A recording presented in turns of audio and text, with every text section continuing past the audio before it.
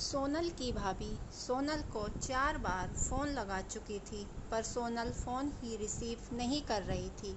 बाद में जब सोनल किचन से बाहर आई तो देखा उसकी भाभी के 4 मिस कॉल लगातार। यह देखकर वह घबरा गई। उसकी भाभी को पता होता है कि अगर सोनल 2 बार में फ़ोन नहीं उठाती तो इसका मतलब यही है कि वह अपने काम में व्यस्त है और या फिर फ़ोन से दूर है।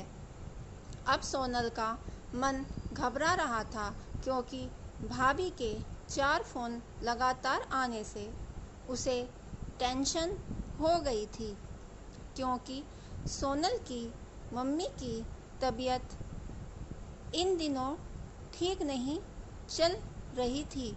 अभी 2 दिन पहले ही सोनल अपनी मम्मी से मायके में मिलकर आई थी। फिर भी सोनल ने हिम्मत करते हुए अपनी भाभी को फ़ोन लगाया, और फ़ोन जैसे ही भाभी ने उठाया तो सोनल को रोते हुए कहा, दीदी, मम्मी जी हमें छोड़कर चली गई हैं। रात को अच्छे से सोई। सुबह आपके भैया और मैंने खूब उठाने की कोशिश की, पर वह नहीं उठी। तब हमने डॉक्टर साहब को बुलाया। फिर उन्होंने बताया कि मम्मी जी अब नहीं रही। दीदी, आप जल्दी से घर आ जाओ। इतना सुनते ही सोनल की आंखों से आंसू बहने लगे। पापा तो पहले ही उसे छोड़कर जा चुके थे, और अब उसकी माँ भी नहीं रही। सोनल तो बिल्कुल बेहाल हो चुकी थी। अब सोनल ने रोते रोते यह बात सक्षम उसके पति को बताई, तो सक्षम ने उसे संभाला और उसे जल्दी से कार में बैठाकर मायके ले आया। सोनल जैसे ही अपने घर पहुंची तो अपनी माँ के शरीर को देखकर उससे लिपट गई और खूब रोई।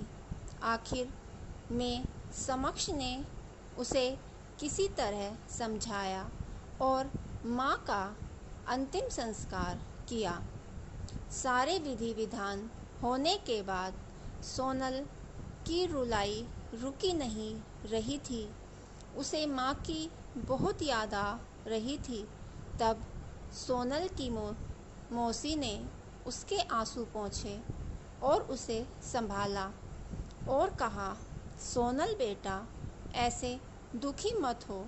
दीदी नहीं रही तो क्या हुआ, मैं हूँ ना, तेरी मौसी। मेरे घर भी तेरा मायका है।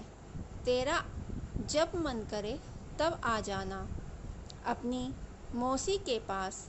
वैसे कहते भी तो हैं ना, मौसी मतलब माँ जैसी। बेटी, मैं तेरा दर्द समझ सकती हूँ, क्योंकि तेरे पापा तो पहले ही तुझे छोड़कर जा चुके हैं, और आज दीदी भी चली गई। कहते हैं ना कि माँ के जाने के बाद तो लड़कियों का मायका ही छूट जाता है। यह भाभी तो बस दुनिया को दिखाने के लिए नाम का रिश्ता होता है, क्योंकि मायका तो माँ से ही होता है।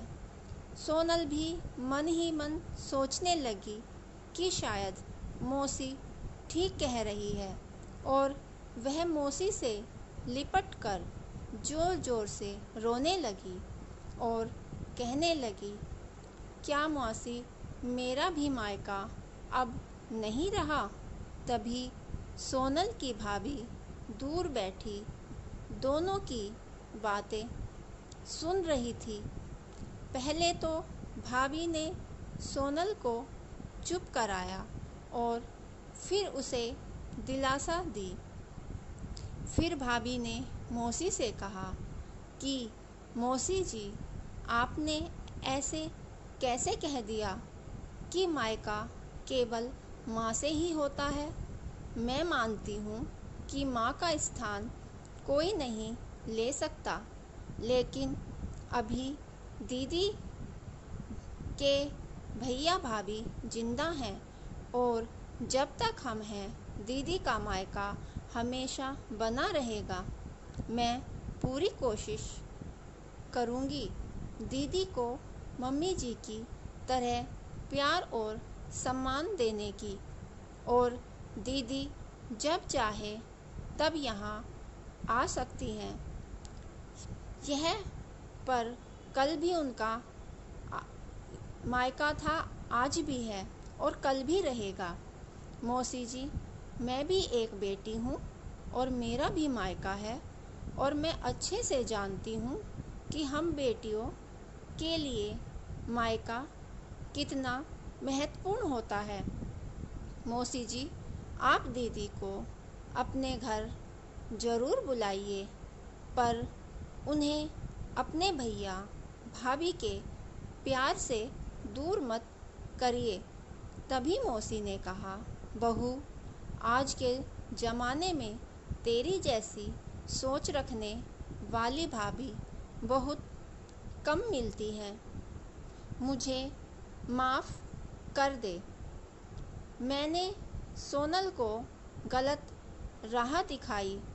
तभी सोनल अपनी भाभी के गले लग गई और भाभी से बोली, आज आपने मुझे विश्वास दिला दिया कि भाभी भी माँ के समान होती हैं, और मैं संतुष्ट हूँ कि जब तक आप और भैया हो, मेरा मायका सदा बना रहेगा।